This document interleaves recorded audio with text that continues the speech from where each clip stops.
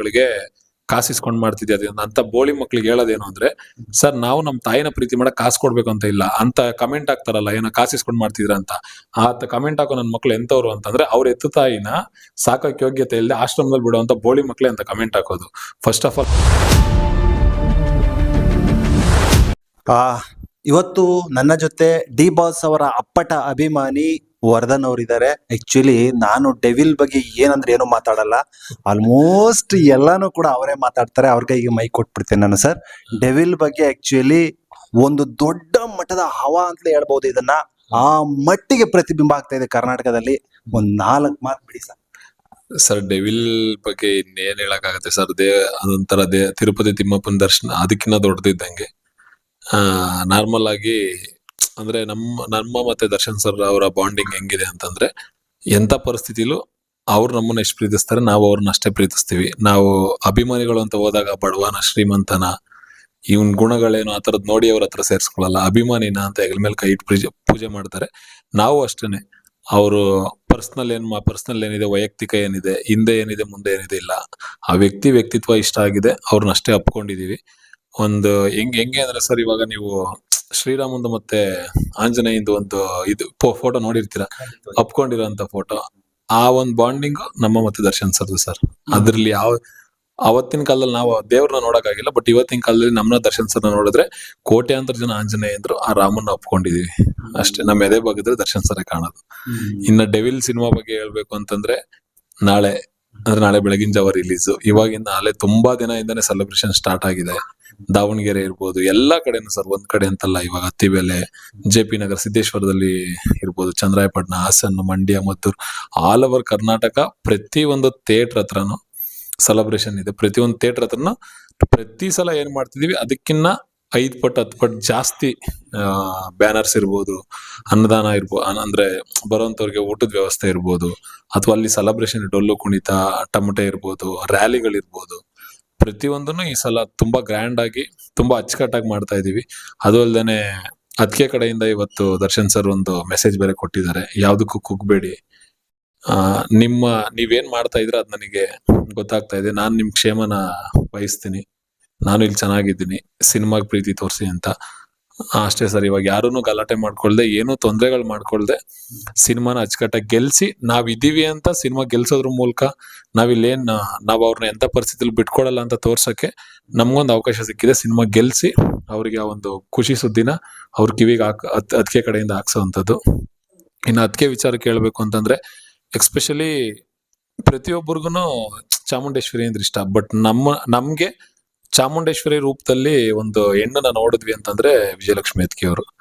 ಇವತ್ತು ಹಾರ್ಟ್ಲಿಯಾಗಿ ಎಲ್ಲಾ ಅಭಿಮಾನಿಗಳ ಕಡೆಯಿಂದ ಹೇಳ್ತೀನಿ, ನಾವು ಎಲ್ಲ ಇವಾಗ ಮೈಸೂರಿಗೆ ಹೋಗ್ಬಿಟ್ಟು ತಾಯಿ ದರ್ಶನ ಮಾಡ್ಕೊಂಡು ಬರ್ತಾ ಇದ್ವಿ.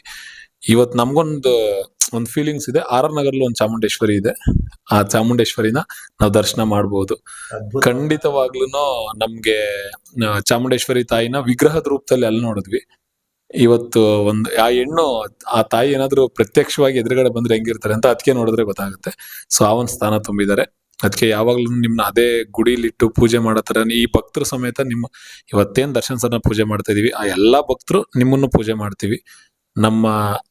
ನಮ್ ಕಡೆಯಿಂದ ನಿಮ್ಗೆ ಯಾವಾಗ್ಲೂ ನಾವ್ ಇದೀವಿ ಅನ್ನೋ ಧೈರ್ಯ, ಇಷ್ಟ ದಿನ ಏನು ಆ ಧೈರ್ಯದಲ್ಲಿ ಇದೀರೋ ಆ ಧೈರ್ಯ ಯಾವತ್ತೂ ಕುಗ್ಗಲ್ಲ, ಯಾವತ್ತೂ ಆ ಧೈರ್ಯ ಕುಗ್ಸಕ್ ಬಿಡಲ್ಲ.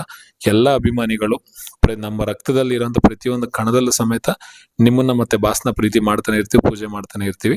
ಧೈರ್ಯವಾಗಿರಿ, ಈ ಸಿನಿಮಾನ ಗೆಲ್ಸಿ ನಮ್ ದೇವ್ರಿಗೆ ವಿಚಾರನ ನೀವೇ ಮುಟ್ಟಿಸ್ಬೇಕು ಅಂತ ಹೇಳ್ತೀನಿ ಸರ್. ಇನ್ನ ಮಹಿಷಾಸುರನ ತರ ಕತ್ತಿ ಇಟ್ಕೊಂಡು ಆ ಕಡೆ ಈ ಕಡೆ ಸಿನಿಮಾನ ಸೋಲಿಸ್ತೀನಿ ಅದು ಇದು ಅಂತ ಎಷ್ಟೋ ಹಾರಾಡ್ತಿದ್ದಾರೆ. ಆ ವಿಚಾರಕ್ಕೆ ಸಿನಿಮಾ ಸೋಲಿಸ್ತೀನಿ ಅಂತ ಮಹಿಷಾಸುರ ಎಷ್ಟೇ ಹಾರಾಡಿದ್ರು ನಮ್ ಜೊತೆ ಇರೋದು ಚಾಮುಂಡೇಶ್ವರಿ ಸರ್.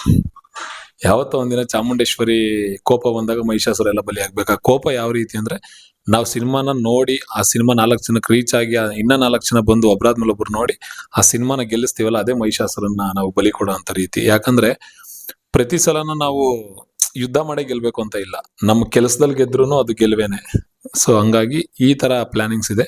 ಎಲ್ಲಾ ಕಡೆನೂ ಥಿಯೇಟರ್ ಹತ್ರ ತುಂಬಾ ಗ್ರ್ಯಾಂಡ್ ಆಗಿ ಸೆಲೆಬ್ರೇಷನ್ಸ್ ಇದೆ.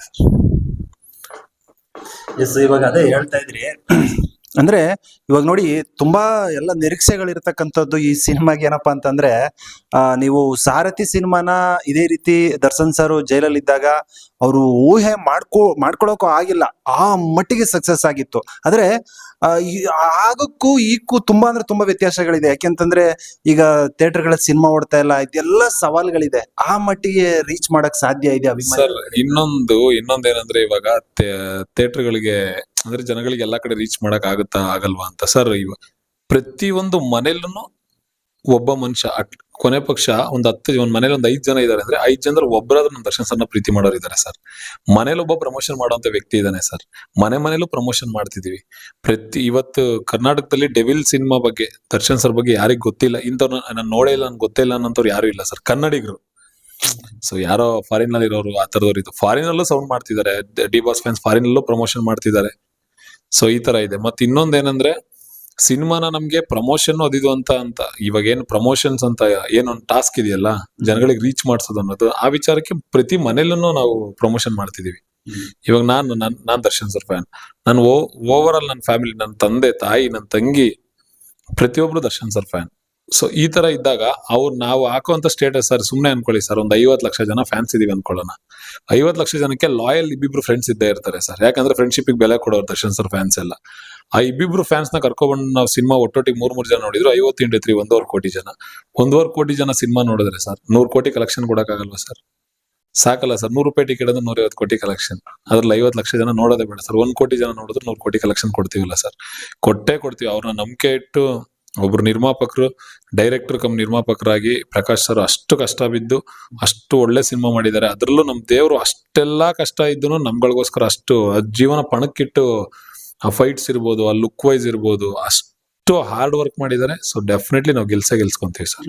ಯಾಕೆಂದ್ರೆ ಇವಾಗ ಕರೆಕ್ಟ್ ಆಗಿ ಹೇಳಿದ್ರಿ ನೋಡಿ, ಹಾರ್ಡ್ ವರ್ಕ್ ಮಾಡಿದ್ದಾರೆ ಅಂತ ಹೇಳಿದ್ರೆ, ಆಕ್ಚುಲಿ ನಾನು ಪ್ರಾಮಾಣಿಕವಾಗಿ ಹೇಳ್ಬೇಕಾದ್ರೆ, ನಾನು ಡೆವಿಲ್ ಸಿನಿಮಾದ ಪ್ರತಿಯೊಂದು ಟೀಸರ್ ಇಂದ ಹಿಡಿದು ಒಂದು ಸಾಂಗ್, ಪ್ರತಿಯೊಂದು ಸಾಂಗ್ ಗಳಾಗಿರ್ಬೋದು, ಲಾಸ್ಟ್ ಗೆ ಫೈನಲ್ ಆಗಿ ಟ್ರೈಲರ್ ಸಖತ್ ಅಂದ್ರೆ ಸರ್, ಪ್ರಾಮಾಣಿಕವಾಗಿ ನನಗೆ ಯಾವ ಸಿನಿಮಾನು ಅಂತ ಆ ರೀತಿ ಹೋಗಲಿಲ್ಲ. ಆಕ್ಚುಲಿ ನಾನು ರಿವ್ಯೂ ಮಾಡಿದ್ದೆ, ಪ್ರತಿಯೊಂದು ಪ್ರೇಮು ಕೂಡ ಪಳ ಪಳ ಪಳ ಪಳ ಅಂತ ಹೊಳಿತಾ ಇತ್ತು ಸರ್. ಅಂದ್ರೆ ಏನು ಅಪ್ಡೇಟ್ ವರ್ಷನ್ ಆಗಿದೆಯೋ ಜಗತ್ತು, ಅದಕ್ ಆ ಒಂದು ಲೆವೆಲ್ ಅಲ್ಲಿ ಪ್ರತಿಯೊಂದು ಫ್ರೇಮು ಪಳ ಪಳ ಪಳ ಅಂತ ಹೊಳೆಯೋದು, ಆ ಮಟ್ಟಿಗೆ ರಿಚ್ನೆಸ್. ಅದ್ರ ಬಗ್ಗೆ ಒಂದ್ 4 ಮಾತಾಡಿ ಸರ್. ಇವಾಗ ನಾವು ಸಿನಿಮಾದಲ್ಲಿ ಕೆಲಸ ಮಾಡ್ತಿರೋದ್ರಿಂದ ಕ್ಯಾಮ್ರಾದಲ್ಲಿ ಇವಾಗ ಸುಧಾಕರ್ ಸರ್ ಹೇಳ್ತಾರೆ, ಆ ಕ್ಯಾಮ್ರಾ ಮೂಮೆಂಟ್ ಆಗುತ್ತೆ. ಆ ಮೂಮೆಂಟ್ ಆದಾಗ ಆರ್ಟಿಸ್ಟ್ ಅಲ್ಲಿ ಕ್ಯಾಮ್ರಾಮನ್ ಹಿಂಗ್ ಇಟ್ಕೊಂಡಿದ್ದೀನಿ ಈ ಟೈಮಲ್ಲಿ ಆಕ್ಟಿಂಗ್ ಮಾಡೋ ಅನ್ನೋದು ಬೇರೆ.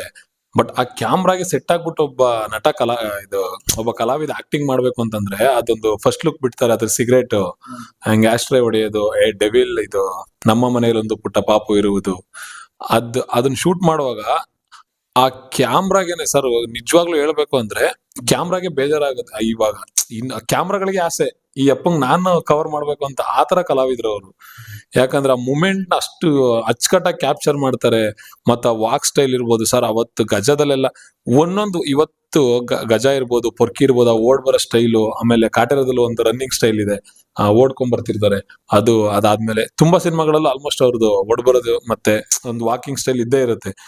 ಬಟ್ ಇವತ್ಗೂ ಸರ್ ಒಂದ್ ವರ್ಷನ್ ಅದಕ್ಕಿನ್ನ ಇದು ಒಂದೊಂದು ಸ್ಟೆಪ್ ಇನ್ನ ಅಲ್ಟಿಮೇಟ್ ಆಗಿ ಮಾಡ್ತಿದಾರೆ ಹೊರತು ಯಾವ್ದು ಇದಕ್ಕೆ ಇನ್ನೇನೋ ಬೇಕಿತ್ತು ಅನ್ನೋ ತರ ಅದ್ ತೋರ್ಸ್ಕೊಳ್ಳೋದೇ ಇಲ್ವಲ್ಲ.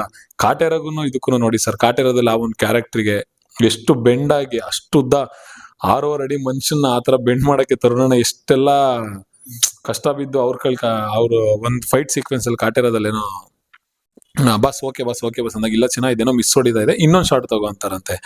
ಆಮೇಲೆ ಇವರು ಯಾರಪ್ಪ ಹುಲಿ ಕಾರ್ತಿಕ್ ಹೇಳ್ತಾರೆ, ಅವ್ರೊಂದು ಕೋಟ್ ಹಾಕೊಂಡು ವಾಕ್ ಮಾಡ್ಕೊಂಡು ಬರೋ ಸೀನ್ ಇದೆಯಂತೆ. ಹುಲಿ ಕಾರ್ತಿಕ್ ಅವ್ರ ಹಿಂದೆ ಇರ್ತಾರಂತೆ. ಹಿಂದೆ ಇರುವಾಗ ಎಲ್ಲರಿಗೂ ಶಾರ್ಟ್ ಓಕೆ, ಎಲ್ಲರೂ ಹೋಗ್ಬಿಟ್ಟು ದರ್ಶನ್ ಸರ್ ನೋಡ್ತಿರ್ತಾರಂತೆ, ಚೆನ್ನಾಗಿ ಕಾಣಿಸ್ತಿದಾರಂತ. ದರ್ಶನ್ ಸರ್ ನೋಡಿರೋದು ಹುಲಿ ಕಾರ್ತಿಕ್ ಅವ್ರನ್ನ ಫಸ್ಟ್ ಟೈಮ್ ಕೋಟ್ ಹಾಕಿದ್ದಾನೆ. ಅವ್ನ ಜೊತೆ ಬರುವಾಗ ಅವ್ನ್ ಫ್ರೇಮ್ ಅಲ್ಲಿ ಹೆಂಗ್ ಕಾಣಿಸ್ತಿದ್ದಾನೆ, ಇಲ್ಲ ಇನ್ನೊಂದ್ ಶಾರ್ಟ್ ತಗೋ, ಇದು ಹುಲಿ ಕಾರ್ತಿಕ್ ಚೆನ್ನಾಗಿ ಬರ್ಬೇಕು, ಚೆನ್ನಾಗಿ ಹಿಂಗ್ ಬಾ ನೀನು, ಈ ಕಡೆ ಹಿಂಗ್ ನಡ್ಕೊಂಬಾ, ಈ ತರ ಫ್ರೇಮ್ ಅಲ್ಲಿ ನೀನ್ ಕಾಣಿಸ್ಬೇಕು ಅಂತ. ಸರ್ ಇವತ್ತು ಹೇಳ್ಬೇಕು ಅಂತಂದ್ರೆ ಆ ತರ ಜೊತೆಲಿರೋ ಕಲಾವಿದ್ರನ್ನ ಯಾರ್ ಸರ್, ಯಾವ ವ್ಯಕ್ತಿ ಸರ್ ಆ ಸೂಪರ್ ಸ್ಟಾರ್ ನನ್ ಚೆನ್ನಾಗ್ ಬಂತ ಇನ್ನೊಂದ್ ಟೇಕ್ ನಾನೇನಕ್ ನಿಂತ್ಕೋಬೇಕು ಅನ್ನೋ ಅಂತ ಕಾಲ ಇದು ಅಲ್ವಾ? ಸೂಪರ್ ಸ್ಟಾರ್ ಬೇಡ, ಸೀರಿಯಲ್ ಆರ್ಟಿಸ್ಟ್ಗಳೇ ನಂದು ಓಕೆನಾ ಸರಿ ಆಯ್ತು ಅಂತ ಅನ್ಬಿಟ್ಟು ಹೊರಟ್ಬಿಡ್ತಾರೆ. ಬಿಡು ಪರವಾಗಿಲ್ಲ, ಅವ್ನು ಕಾಣಿಸಿಲ್ಲ ಅಂದ್ರೆ ನೆಕ್ಸ್ಟ್ ಶಾರ್ಟ್ ಅಲ್ಲಿ ನೋಡ್ಕೊಳ್ಳೋಣ ಅಂತ. ಬಟ್ ಆ ಶಾರ್ಟ್ ಆ ಫ್ರೇಮ್ ಅಲ್ಲಿ ನೋಡಿ ಆ ವ್ಯಕ್ತಿ ಕಾಣಿಸ್ಬೇಕು ಅಂತ. ಇದು ಮಾತ್ರ ಅಲ್ಲ, ಕಾಕ್ರೋಚ್ ಅವ್ರಿಗೂ ಸೇಮ್ ಎಕ್ಸ್ಪೀರಿಯನ್ಸ್ ಆಗಿದೆ. ಅದಾದ್ಮೇಲೆ ಏನಪ್ಪಾ ಅದು ಇವ್ರಿಗೆ ತಾರಕ್ ಸಿನಿಮಾದಲ್ಲಿ ಅವ್ರ ಲೇಡಿ ಕ್ಯಾರೆಕ್ಟರ್ ಹುಡುಗಿ ಅವ್ರ ಅಮ್ಮನ್ ಕ್ಯಾರೆಕ್ಟರ್ ಮಾಡಿದ ಅವ್ರ ಅಳೋ ಟೈಮಲ್ಲಿ ಲೈಟ್ ಅವ್ರಿಗೆ ಅವ್ರ ಫೇಸ್ ಮೇಲೆ ಲೈಟ್ ಬೀಳ್ತಾ ಇದೆ ಅಂತ ಅಮ್ಮ ನಿಮಗೆ ಲೈಟ್ ಬೀಳ್ತಾ ಇದೆಯಾ ನಾನ್ ನಿಮ್ಮನ್ನ ಓವರ್ಲ್ಯಾಪ್ ಮಾಡ್ತಾ ಇದ್ದೀನಿ ಅಂತ ಕೇಳ್ತಾರಂತೆ. ಅವ್ರಿಗೆ ರಿಯಲ್ ಆಗಿ ಕಣ್ಣೀರ್ ಬರುತ್ತಂತೆ. ಸರ್ ಈ ತರದೆಲ್ಲ ಲೈಫ್ ಅಲ್ಲಿ ಮತ್ತೆ ಫೈಟರ್ಗಳಿಗೆ ಏನಾದ್ರು ಅವತ್ತು ಫೈಟಿಂಗ್ಸ್ ಎಲ್ಲ ಮುಗಿದ್ಮೇಲೆ ಫೈಟರ್ಗಳು ಯಾಕಂದ್ರೆ ಅವ್ರು ಅಷ್ಟು ಕಷ್ಟ ಪಡ್ತಾರೆ ಅನ್ಬಿಟ್ಟು ಅವ್ರ ಕೈಯಲ್ಲಿ ಎಷ್ಟು ಬರುತ್ತೆ ಹಿಂಗ್ ಕೈ ಹಿಡಿದ್ಬಿಟ್ಟು ಹಿಂಗ್ ಕಾಸು ಕೊಡ್ತಾರಂತೆ.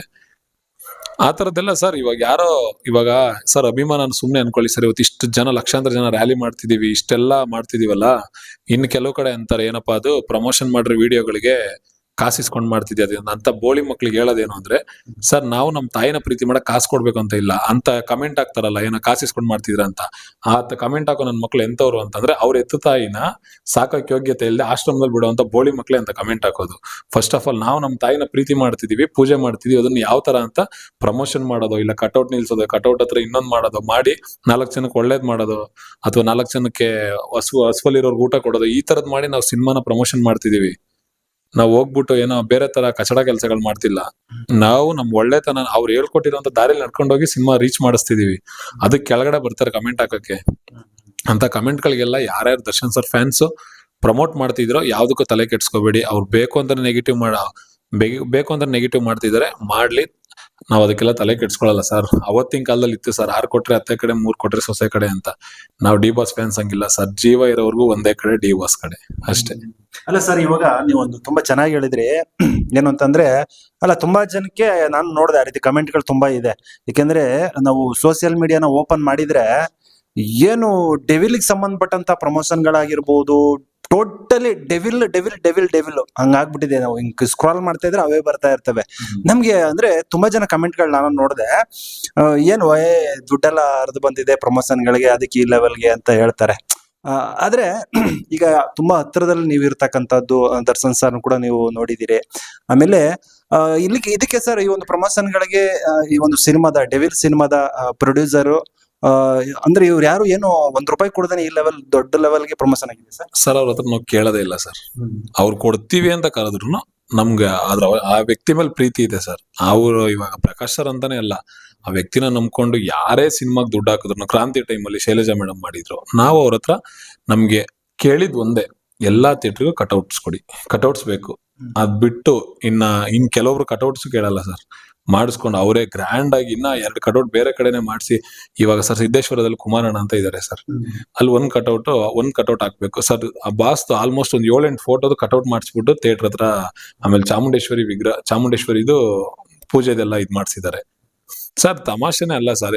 ಇವಾಗ ಏನಕ್ಕೆ ಕೆಲವೊಬ್ರುಗಳಿಗೆ ಇದೆಲ್ಲ ಆಗ್ತಾ ಇಲ್ಲ ಅಂದ್ರೆ ಸರ್, ರಾಜಕೀಯದವರು ₹1,00,00,000 ಖರ್ಚು ಮಾಡಿದ್ರು ಅವ್ರು ಸುಮ್ನೆ ಬಂದು ದುಡ್ಡಿಸ್ಕೊಂಡ್ ಬಂದ್ಬಿಟ್ಟು ಜೈಕಾರನು ಅರ್ಧಂಬರ್ಧ ಆಗ್ತೇ ಹೋಗೋಂತ ಜನಗಳಿರೋರು ಇವಾಗ ಪ್ರೆಸೆಂಟ್. ಯಾಕಂದ್ರೆ ಗೊತ್ತು ರಾಜಕೀಯದವ್ರ ಬುದ್ಧಿ. ಇಂಥ ಟೈಮಲ್ಲಿ ಇಂಥ ಲಾಯಲ್ ಇರೋ ಫ್ಯಾನ್ಸ್ ನ ಹೊಂದ್ಬಿಟ್ರಲ್ಲ ಇವರು, ಅದು ಸಹಿಸ್ಕೊಳಕ್ ಆಗ್ತಾ ಇಲ್ಲ ಸರ್. ಯಾವ ರಾಜಕೀಯ ಇವತ್ ಸರ್ಕಾರ ನಡೆಸ್ತವ್ರ ಇರ್ಬೋದು, ಅಥವಾ ಸೋತಿರೋರ್ ಗೆದ್ದಿರೋ ಯಾವ ವ್ಯಕ್ತಿಗೆ ಈ ತರ ಪೂಜೆ ಮಾಡೋಂಥ ಜನಗಳಿದ್ದಾರೆ ಸರ್? ಚಾನ್ಸೇ ಇಲ್ಲ ಸರ್. ಇನ್ನೊಬ್ಬ ವ್ಯಕ್ತಿಗೆ ಕೊಡಕ್ ಆಗ್ದಿರೋಂಥವರ, ನಾನು ಅವತ್ತೇ ಹೇಳಿದೀನಿ, ಇನ್ನೊಬ್ಬ ವ್ಯಕ್ತಿ ಕೊಡಕ್ ಆಗ್ದಿರೋಂಥವರ. ಬಟ್ ನಮ್ಗೆ ಇದ್ರಲ್ಲಿ ಇತ್ತೀಚೆಗೆ ಅರ್ಥ ಆಗಿದೆ ಏನು ಅಂದ್ರೆ, ದರ್ಶನ್ ಸರ್ನ ಚಾಮುಂಡೇಶ್ವರಿ ನಿಜವಾಗ್ಲೂ ಕಾಯ್ತಾ ಇದ್ದಾಳೆ ಅಂತ ಹೆಂಗ್ ಅನಿಸ್ತು ಅಂದ್ರೆ, ಚಾಮುಂಡೇಶ್ವರಿ ಅದಕ್ಕೆ ರೂಪದಲ್ಲಿ ದರ್ಶನ್ ಸರ್ ಜೊತೆನೇ ಇದ್ದಾರೆ.